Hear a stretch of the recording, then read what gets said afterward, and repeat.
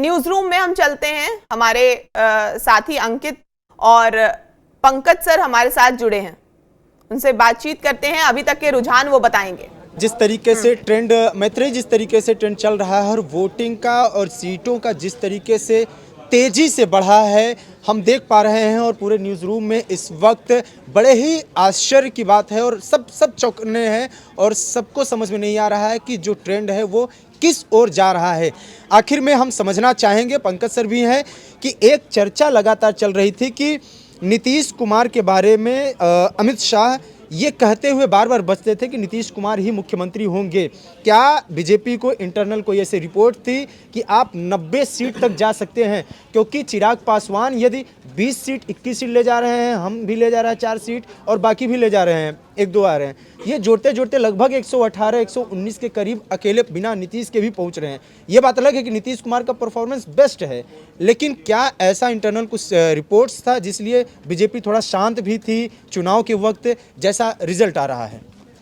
देखिए अंकित, आपको एक बात बता दें कि रिजल्ट बीजेपी के मन माफिक है और अगर आप 2010 की तुलना में इसको देखेंगे तो मुझे तो सब कुछ वही रिपीट होता हुआ दिखाई पड़ रहा है।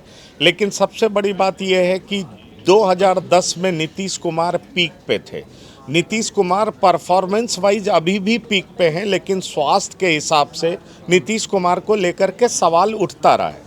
अब बड़ी बात यह है कि अगर आप जेडीयू को अलग कर दें और आप देखेंगे कि एनडीए के बाकी घटक दल हैं तो 90 सीटों पर बीजेपी आगे दिखाई पड़ती है, एलजेपीआर 20 सीट पर आगे दिखाई पड़ती है, हिंदुस्तानी आवाम मोर्चा 4 सीट पर और राष्ट्रीय लोक मोर्चा 4 सीट पर।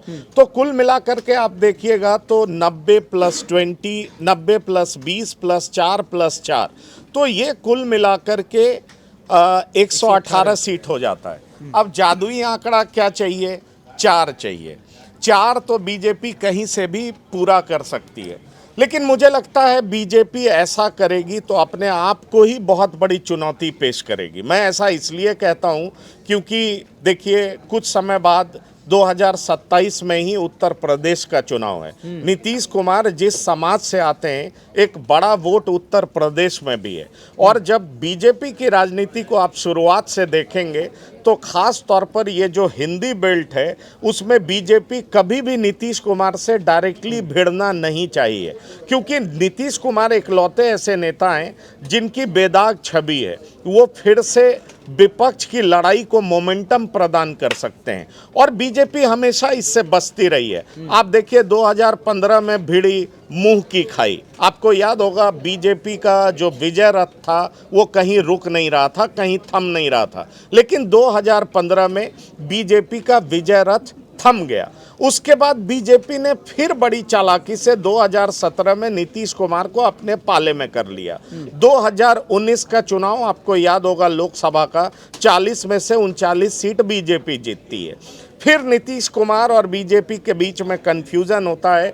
2020 का चुनाव होता है, दोनों साथ लड़ते हैं, लेकिन एलजेपी एनडीए से बाहर होती है और एलजेपी उन तमाम सीटों पर अपने उम्मीदवार को खड़े करती है जहां नीतीश कुमार चुनाव लड़ रहे होते हैं।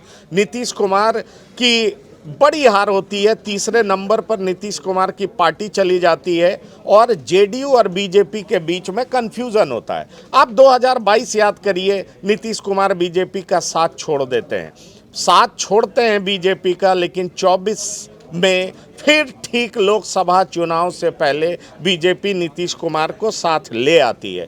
तो नीतीश कुमार बीजेपी के लिए बहुत इम्पॉर्टेंट हैं। इसे सिर्फ बिहार के सीटों के आंकड़े से मत समझिए, इसका असर सिर्फ बिहार में नहीं होगा, इसका असर उत्तर प्रदेश में भी होगा, इसका असर झारखंड में भी होगा। और दूसरी सबसे बड़ी बात यह है कि 12 सांसद जो कि नीतीश कुमार के हैं वो एनडीए को समर्थन दे रहे हैं, प्रधानमंत्री मोदी के पक्ष में हैं।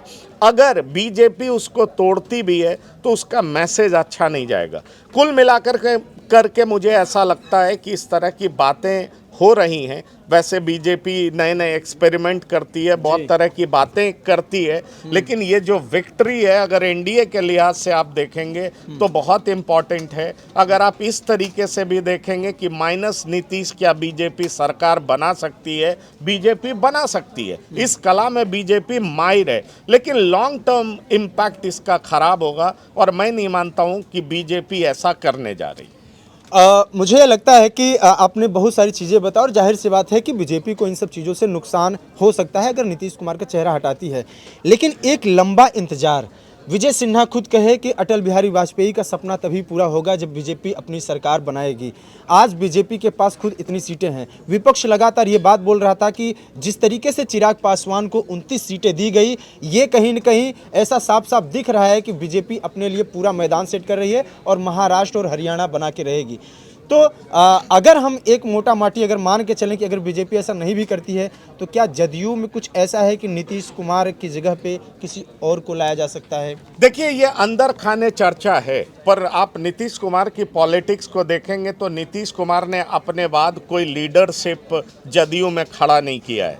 नीतीश कुमार के इर्द गिर्द जो भी बड़े नेता हैं, चाहे संजय झा हैं, चाहे राजीव रंजन सिंह और ललन सिंह हैं, वो जिस समाज से आते हैं, हिंदी बेल्ट में पॉलिटिक्स जो है उस तरफ जाता हुआ दिखता नहीं है।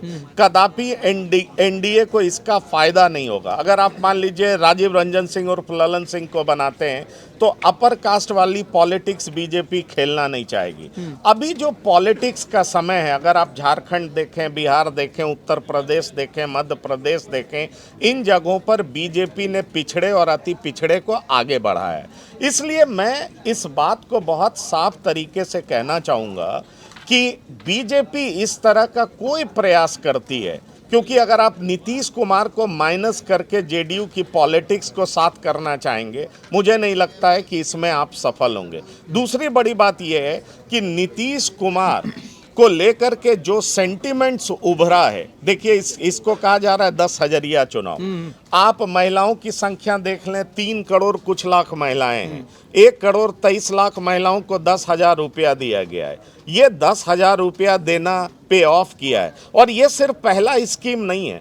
कई लोग ऐसा कहते हैं और कहते नहीं है, ये सच्चाई है। जब नीतीश कुमार पहली बार मुख्यमंत्री बने थे और पोशाक योजना, साइकिल और पोशाक योजना उन्होंने चलाई थी, तो लोगों ने जब देखा कि लड़कियां साइकिल चलाते हुए स्कूल जा रही हैं तो उनका ये स्कीम बड़ा हिट माना गया था। जरा सोचिए, आज से 15 साल पहले, 20 साल पहले जो लड़कियां साइकिल चला करके स्कूल जा रही हैं वो आज मिडिल एज में, तब उनको साइकिल और पोशाक मिला था, आज उनको 10,000 रुपए मिला।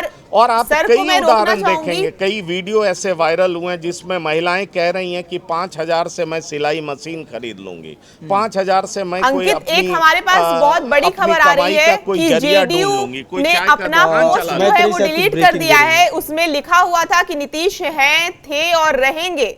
ये पोस्ट जो है वो जेडीयू ने डिलीट कर दिया था, ये अभी डिलीट कर दिया है। अभी ये इस पर सर से पूछिए कि क्या दे रही हैं। जदयू ने भी पोस्ट किया था कि नीतीश हैं रहेंगे, लेकिन वो पोस्ट भी डिलीट कर दिया। मतलब क्या संदेश है? ललन सिंह चुनाव से ऐन वक्त पहले बोल दे रहे हैं कि विधायक दल का नेता ही चुनेगा, जो कि इतने चुनावी गलियारों में ये चर्चा जरूर हो रही थी कि ललन सिंह जो है वो अगले, इस बात से हम इनकार नहीं करते, कुछ तो है।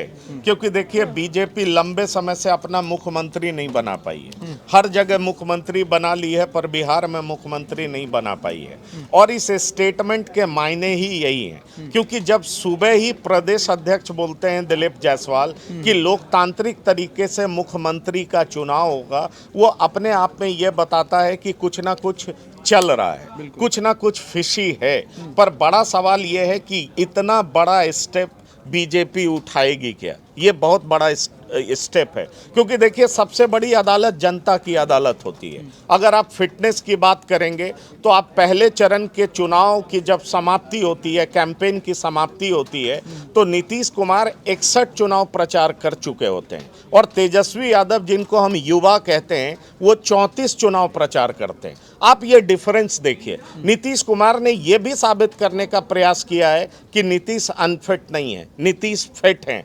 4-4, 5-5 घंटे का सड़क दौरा करके वो अपने प्रत्याशियों की जीत दिलाने, उनके लिए कैंपेन करने पहुंचे हैं। और ये सिर्फ जेडीयू के लिए नहीं, वो अलीनगर भी पहुंचते हैं जब बारिश हो रही होती है। तमाम लोग हेलीकॉप्टर उड़ने का इंतजार कर रहे होते हैं, पर नीतीश कुमार वहां पहुंचते हैं। ऐसे में सवाल उठता है कि क्या बीजेपी नीतीश कुमार को राइट ऑफ कर देगी?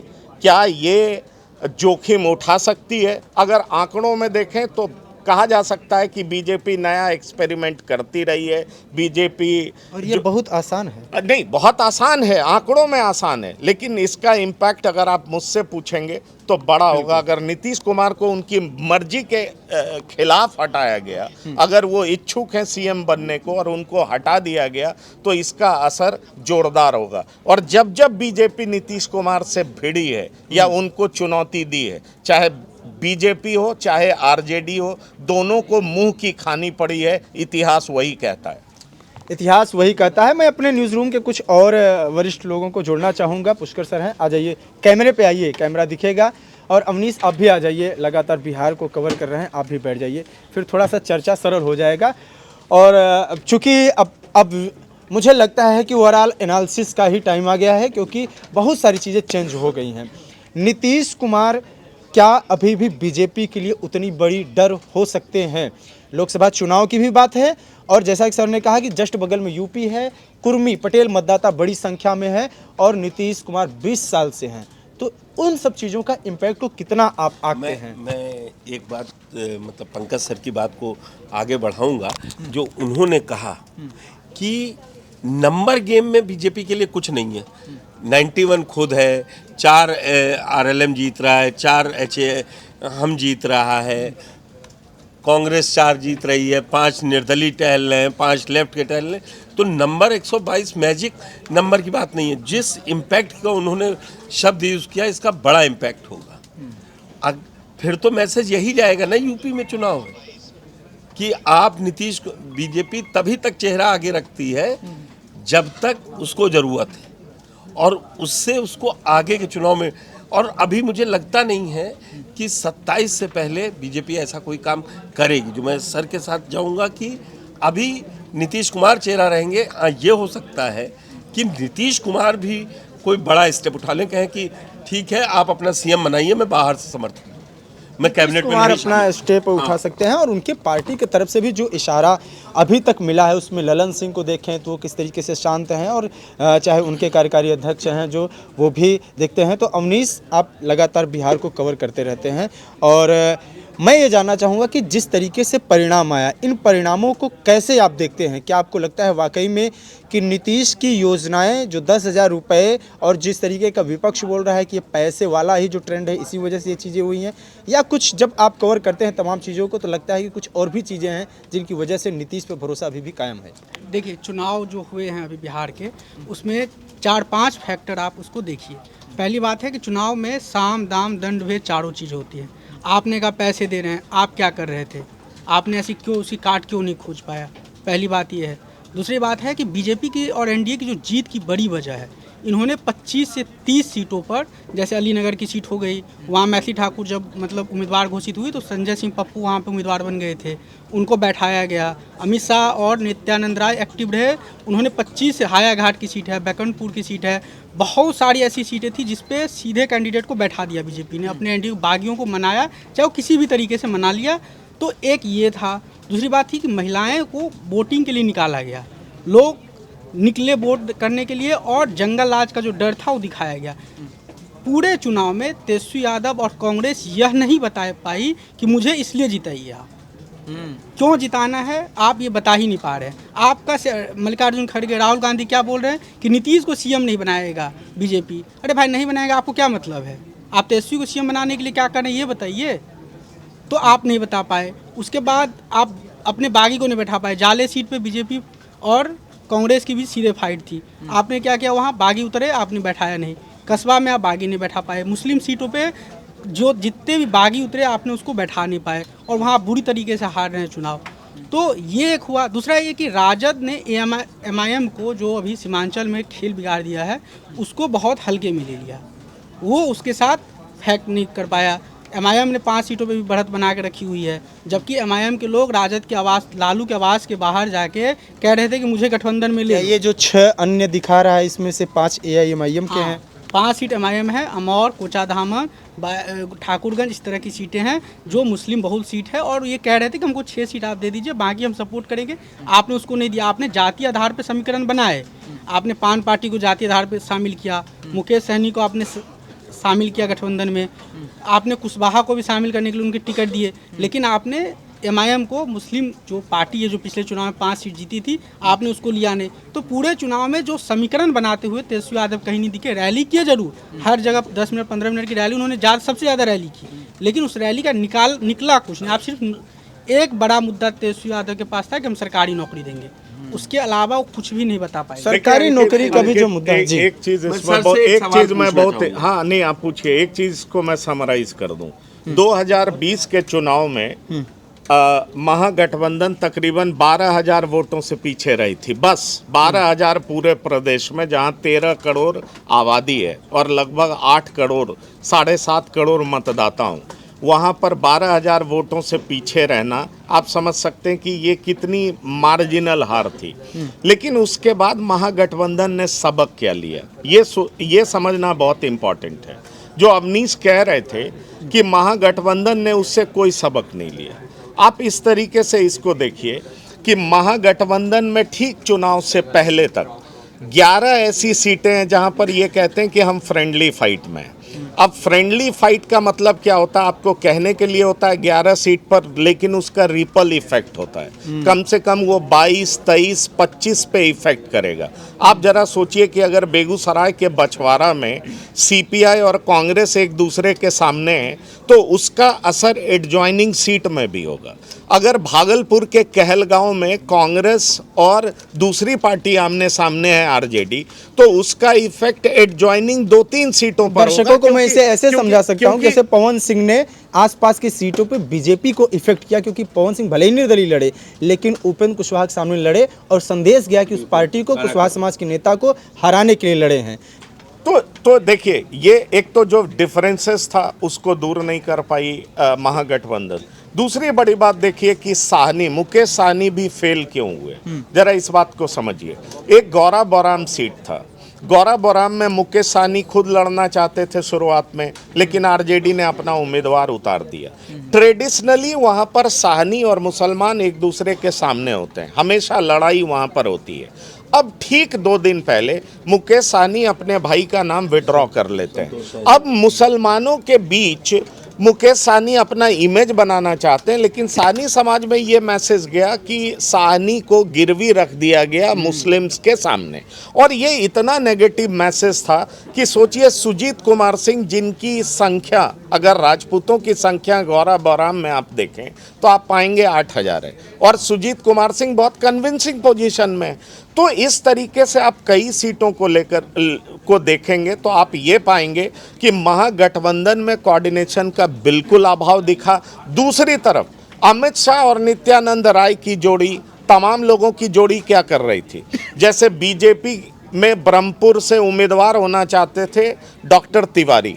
डॉक्टर तिवारी को जब टिकट नहीं मिला, डॉक्टर सत्य प्रकाश तिवारी को, तो वो जन स्वराज पार्टी से अलायंस करते हैं और जन स्वराज पार्टी उनको टिकट दे देती है। अब टिकट लेकर के उतरते डॉक्टर सत्य प्रकाश तिवारी, और दूसरे जो गिरिराज सिंह के बेहद खास माने जाते हैं संतोष रंजन, वो भी दावेदार थे। अब संतोष रंजन ने अपनी नाराजगी सोशल मीडिया पे जताई, डॉक्टर सत्य प्रकाश तिवारी मैदान में उतर गए, लेकिन फिर क्या हुआ, अमित शाह भेजते हैं किसको, धर्मेंद्र प्रधान को, और धर्मेंद्र प्रधान डॉक्टर सत्य प्रकाश तिवारी को समझाते हैं। अगले दिन वो अपना क्लिनिक बंद कर लेते हैं और मोबाइल फोन स्विच ऑफ कर लेते हैं। तो आप समझिए कि किस तरह का माइक्रो मैनेजमेंट बीजेपी कर रही थी। आप दूसरी सीट पे आइए, तेगड़ा में ललन कुंवर खड़े हुए, और वो भी गुस्से में खड़े हो गए, क्योंकि ललन कुंवर के पास कहा जाता है कि उनके पॉकेट में 25 से 30 हजार वोट है। अब जब बीजेपी को लगा कि ललन कुंवर खड़े होते हैं तो जो उनके उम्मीदवार रजनीश हैं वो हार जाएंगे, ललन कुंवर उनके पास गिरिराज सिंह को भेजा जाता है और ललन कुंवर को मना लिया जाता है। अब देखिए वहाँ से उम्मीदवार रजनीश कुमार सिंह जीतते हुए नजर आते हैं। आप आ जाइए दानापुर में। वैसे दानापुर में रामकृपाल यादव की स्थिति अच्छी नहीं है और उसकी वजह कई और है, क्योंकि खुद लालू प्रसाद उतर गए, यादवों का गढ़ है। लालू जब उतर गए तो यादवों के बीच में मैसेज गया कि यादव का राजा उतर आया है, अगर अब यादव समाज के प्रतिष्ठा के लिए वोट नहीं करोगे तो किसको करोगे। रीतलाल यादव जेल में बंद हैं, रामकृपाल यादव पिछड़ रहे हैं। तो ये जो माइक्रो मैनेजमेंट आपको दिखा बीजेपी का, जेडीयू का, वो बिल्कुल तरीके से किया गया और आप देखिए परिणाम आपके सामने है। तो कुल मिलाकर के आप देखेंगे कोऑर्डिनेशन का अभाव महागठबंधन में, प्रॉपर कोऑर्डिनेशन एनडीए में, जबकि कहा यह जा रहा था कि एलजेपी-आर और जेडीयू के बीच में कोऑर्डिनेशन बेहतर नहीं है। पर अंकित, मैं बार बार कहता रहता हूं कि जब माहौल आपके पक्ष में बन जाता है, आप कमज़ोर प्लेयर भी हैं तो भी आप बेहतर परफॉर्म कर देंगे। एलजेपी-आर इतने नंबर पे आगे बढ़ती हुई दिखाई पड़ रही है, ये अपने आप में बता रहा है कि चाहे 10,000 वाला सोशल वेलफेयर स्कीम हो, चाहे वृद्धा पेंशन 400 से 1100 रुपया बढ़ाना हो, चाहे ज़मीनी स्तर पर माइक्रो मैनेजमेंट हो, इन तमाम मुद्दों पर बीजेपी और बीजेपी लेड एलाइज या जेडीयू बीजेपी आप कह लीजिए एनडीए अपने विरोधियों से बहुत आगे दिखी और अब परिणाम आपके सामने। परिणाम सामने हैं और परिणाम अभी थोड़ा सा और आपको चौंकाने वाले हो सकते हैं, क्योंकि एनडीए में बीजेपी 91 पर चल रही है और आपको बता दें कि 21 पर जो है आरएलएसपी चल रही है और 5 पर हम चल रही है और 4 पर चल रही है इनकी कुशवाहा की पार्टी। इन सबको जोड़ के 121 हो रहा है। ने वो दरअसल ये मुझे लगता है कि आंकड़े जो हैं, देखिए कुछ महीने पहले मैं जब बिहार गया था तो एक बीजेपी नेता से बात हुई तो उसने कहा कि नीतीश कुमार की सीट मायने नहीं करती है, नीतीश कुमार का ब्रेन मायने करता है। 2024 के चुनाव में नीतीश कुमार एनडीए के साथ थे, लेकिन बीजेपी अल्पमत में आई, उसकी सबसे बड़ी मतलब जो भूमिका थी वो नीतीश कुमार की थी। पूरे देश में नीतीश कुमार ने सभी पार्टियों को जोड़ दिया और बीजेपी अल्पमत में आ गई। जब नीतीश नहीं थे तब अल्पमत में आ गई। तो उसके मतलब आप खाली दिमाग, बिहार में कहा जाता है खाली दिमाग शैतान का। नीतीश कुमार को अगर आप फ्री बैठा दोगे तो वो आपके लिए और ज़्यादा घातक साबित हो सकता है। तो नीतीश कुमार आंकड़ों से ऊपर की बड़ी बात बोल रहे हैं, बड़ा इंजीनियर के इंडिया अलायंस की जो देन है। हाँ, इंडिया अलायंस को बना के और चले गए थे एनडीए गठबंधन ने, और एनडीए की जीत जो 240 थी उसमें बीजेपी को बिहार में जीत का सबसे बड़ा कारण ये मिला था कि जेडीयू तो जीती थी, साथ में बीजेपी भी जीती। तो वो शायद ये यही इशारा कर रहे हैं कि जो नीतीश कुमार का ब्रेन है उसकी ज़रूरत है। अब मैं सर से एक बात पूछूंगा, क्या अमित शाह जी ने एक बात कही थी कि सम्राट चौधरी को कुछ बड़ा देंगे मोदी जी? ये जो मैं एक्सटेंडेड सवाल है कि वाकई में सम्राट चौधरी अब बीजेपी का चेहरा हो गए, पिछड़े भी हैं और उस राजनीति में फिट भी आते हैं। देखिए, बीजेपी का चेहरा सम्राट चौधरी हैं, नंबर 2 एनडीए में है, पर यह जान लीजिए कि सम्राट चौधरी अभी भी ओबीसी ईबीसी का नेता नहीं बन पाए। नीतीश कुमार के पास जो 15-16% वोट, अगर सिर्फ बिहार की बात करें तो वो जिसके साथ चला जाता है उसकी प्रचंड जीत होती है। 2015 में प्रचंड जीत हुई किसकी? महागठबंधन की, क्योंकि नीतीश चले गए थे। अभी आप प्रचंड जीत देख रहे हैं किसकी हो रही है? एनडीए की, क्योंकि नीतीश इधर चले आए। बीजेपी ने कई एक्सपेरिमेंट किए, चाहे संजय जायसवाल के रूप में प्रदेश अध्यक्ष बनाया हो, चाहे दिलीप जायसवाल के रूप में प्रदेश अध्यक्ष बनाया हो, चाहे किसी और को प्रदेश अध्यक्ष बनाया हो। कोई भी बैकवर्ड, पिछड़ा और अति पिछड़ा का नेता इस तरीके का नहीं बन पाया, या नित्यानंद राय प्रदेश अध्यक्ष बने हो, कोई भी नीतीश कुमार जैसा नेता नहीं बन पाया। इस बात को जान लीजिए। तो ये वो समय आ गया। मैं आपको यही रोकूं, मैं आपकी बात समझ गया। नीतीश कुमार से नहीं बनना है। नीतीश कुमार अब अपने उम्र के उस दौर में है कि अगला चुनाव उनके चेहरे पे लड़ा जाएगा, 30 का ये कोई नहीं जानता। तो बीजेपी के पास ये बढ़िया मौका नहीं है 5 साल पहले एक चेहरा बना दे?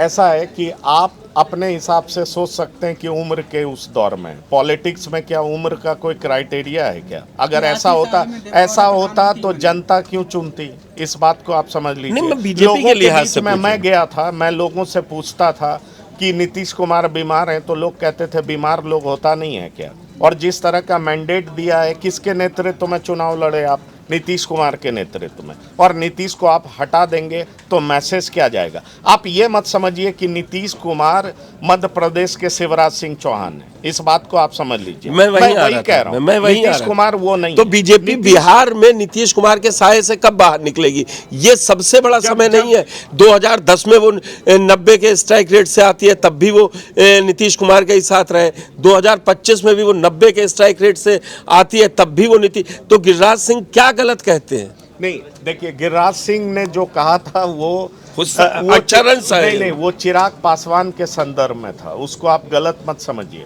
पर मैं आप सुन पासवान के संदर्भ में नहीं, एक मिनट, आप अपने सवाल पूछा, पहले जवाब सुन लीजिए, उसके बाद बोलिएगा। अब जो बड़ी बात ये है कि नीतीश कुमार का एज लिमिटेशन आप नहीं करेंगे, तय जनता करेगी। ये हम नहीं करेंगे, आप नहीं करेंगे, बीजेपी नहीं करेगी, जनता करेगी। जनता ने मोहर लगा दिया है। दूसरी बड़ी बात, इस बात को आप समझिए, नीतीश सबके, नीतीश किधर भी चले जाएंगे, ये बात आप जान लीजिए। उनके लिए जगह हर जगह है, हर जगह वैकेंसी है, वो चले जाएंगे। उन्होंने फिर साबित कर दिया कि नीतीश सबसे 20, इसलिए नीतीश के लिए जगह महागठबंधन में भी खाली होगा, कांग्रेस उनको वेलकम करने के लिए तैयार होगी, ये बात जान लीजिए। तीसरी सबसे बड़ी बात है कि क्या ऐसा जोखिम एनडीए उठाएगी, बीजेपी उठाएगी उत्तर प्रदेश चुनाव से पहले। और चौथी बड़ी बात है कि लोकसभा के चुनाव में नीतीश कुमार की पार्टी के 12 एमपी हैं, इस बात को आप जान लीजिए। अब आप कहिएगा एमपीज तोड़ लेंगे, तो ये नहीं, तोड़ने की नहीं, मैं आपसे ये समझना चाह रहा हूँ, इस तरह की बीजेपी कैसे निकले फिर नीतीश कुमार के साय से? नीतीश रिटायर होंगे, नीतीश 2 साल में रिटायर होंगे, 3 साल में रिटायर होंगे, उसके बाद बीजेपी निकल पाएगी। बीजेपी के पास अगर पूरा मैंडेट होता लोकसभा में, इस बात को आप जान लीजिए, और यूपी को लेकर के बीजेपी कॉन्फिडेंट होती कि हम जीत ही जाएंगे, तो बीजेपी ये स्टेप उठा सकती थी, ये चैलेंज ले सकती थी। मुझे नहीं लगता कि अभी अगर बीजेपी ऐसा करती है, तो मैं जितना समझ पाता हूँ बीजेपी को नुकसान। मैं अभी की बात नहीं कर रहा हूँ, क्योंकि 29 और 30 में बिहार में चुनाव होंगे, 29 में लोकसभा होगा और 30 में विधानसभा होगा। तो ये एम्पल टाइम है कि इस समय, और बीजेपी, जैसा अभी आपने थोड़ी देर पहले कहा कि बीजेपी नए प्रयोग करती रही है, तो मैं उस पर चर्चा कर रहा हूँ। क्या बीजेपी को, आप ठीक है, आपका ये नज़रिया है, आप बिहार को जान रहे हैं, समझ रहे हैं कि ये गलती कर जाएगी बीजेपी, लेकिन यही समय भी तो है तो बीजेपी कुछ हार्ड बार्गेन करे जेडीयू से। नहीं, हार्ड बार्गेन, जैसे नीतीश कुमार का एम्बिशन पीएम बनने का था ना, तो वो अब सीएम बने रहेंगे, उससे ज़्यादा बार्गेन आप क्या करेंगे? इस बात को आप समझिए। नीतीश यहाँ से कहाँ जाएंगे? राष्ट्रपति? नहीं, उसकी संभावना 27 में राष्ट्रपति बनाने का तो कोई सवाल ही नहीं उठता। बीजेपी चाहेगी सीएम। ब्रेकिंग हाँ, बिल्कुल। थोड़ा सा मैं चाहूँगा कि मैत्रेयी ब्रेकिंग दे रही हैं, वो बताइए मैत्रेयी।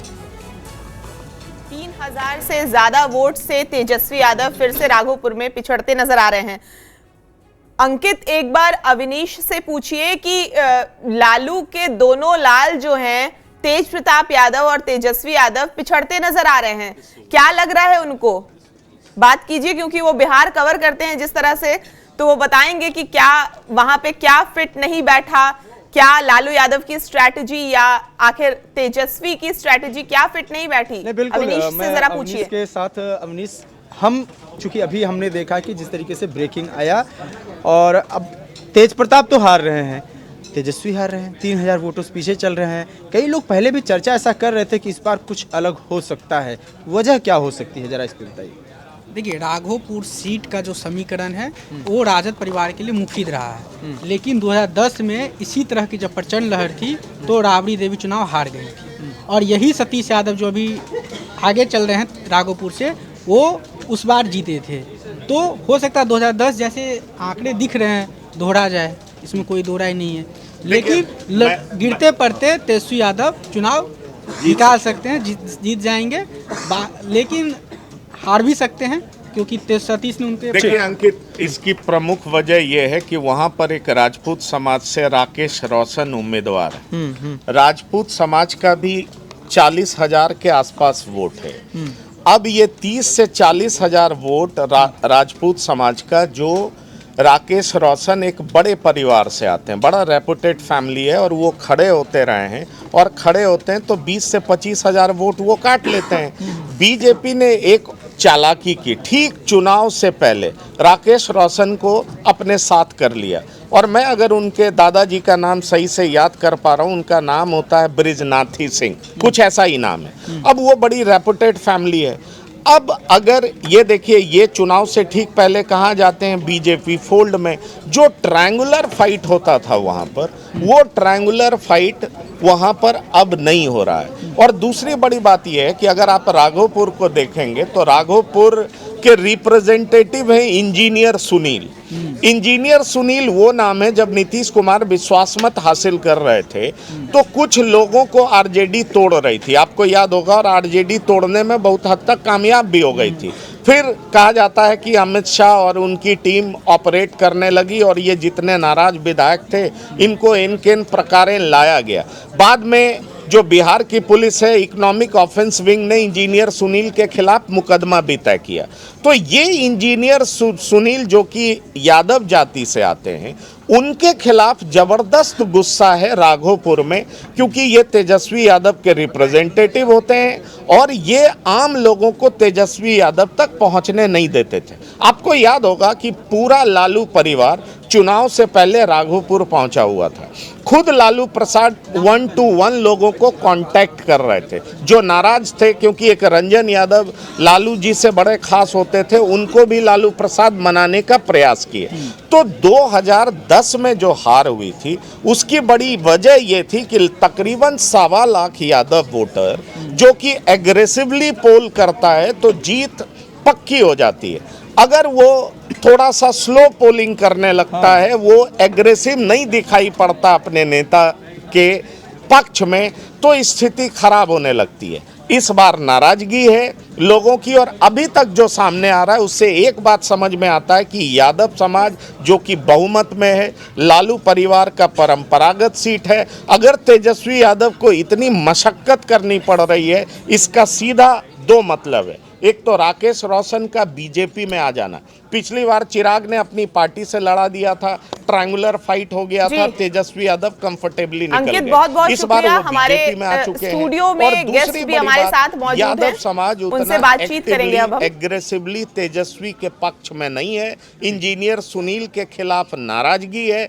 और इसलिए लालू परिवार मनाने पहुंचा था।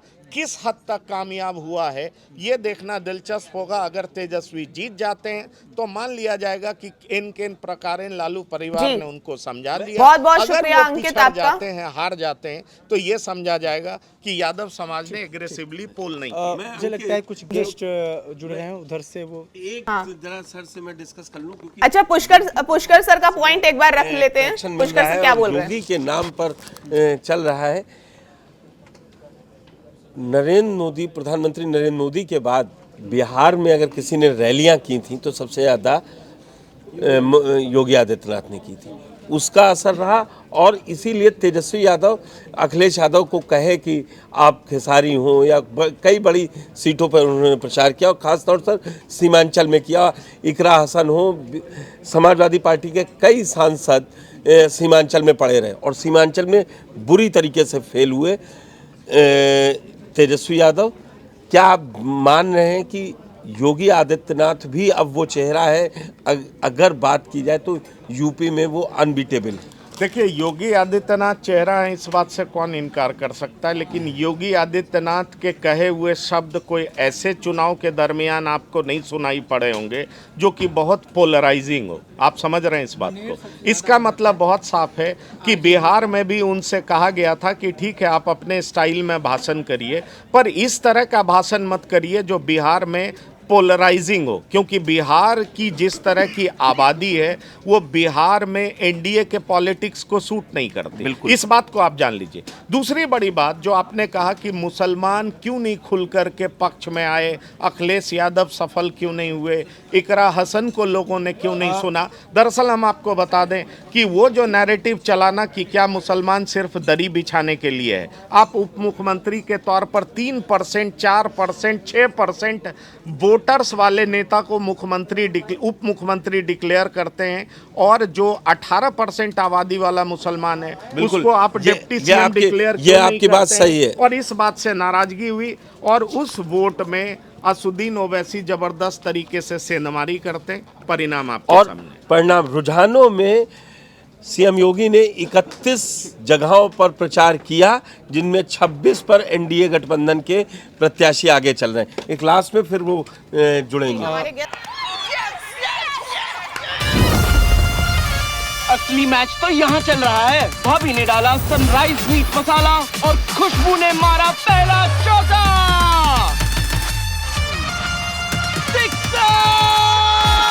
सनराइज मीट मसाला, खाओ खिलाओ और हिट हो जाओ। आइसक्रीम खाने से मुझे दांतों में बहुत झंझनाहट होती थी। फिर मुझे मेरे डेंटिस्ट ने समझाया कि दांतों की ऊपरी परत के घिसने से मुझे नसों में झंझनाहट महसूस होती थी। उन्होंने रोज सेंसोडाइन यूज करने की सलाह दी। सेंसोडाइन दांतों के अंदर जाकर नसों को शांत करता है। Sensodyne works.